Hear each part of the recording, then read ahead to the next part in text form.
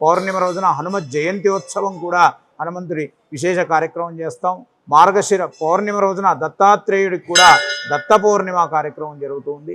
అనేకంగా ఈ దేవాలయంలో ప్రతిష్ఠించినటువంటి ప్రతి భగవంతుడి యొక్క విగ్రహానికి ఆ స్వామివారి కైంకర్యాలు ఎవరికి కూడా తగ్గకుండా లోక కళ్యాణార్థం జగత్తంతా బాగుండాలని చెప్పి ధర్మబద్ధులై దేవాలయ కమిటీ కావచ్చు, భక్తులు కావచ్చు, అందరూ కూడా చెప్పిన విధానాన్ని వింటూ చక్కగా వాళ్ళందరి సహకారంతో ఆ స్వామివారి యొక్క కైంకర్యం సంవత్సరం పొడవునా ఇంచుమించుగా 48 కార్యక్రమాలు జరుగుతాయి ఈ దేవాలయంలో.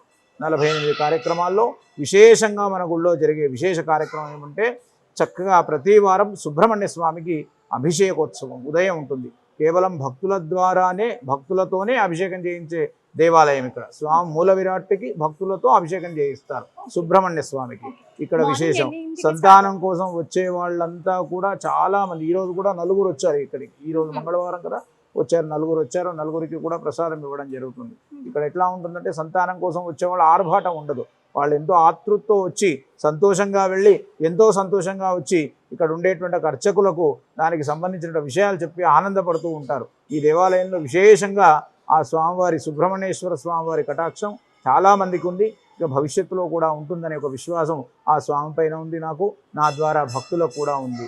ఎంతో విశేషంగా ప్రతి మంగళవారం 7 నుంచి 7:30 మధ్యలో ఆ స్వామివారి అభిషేకం జరుగుతుంది. ప్రతి ఒక్కరికి కూడా అవకాశం కల్పిస్తారు.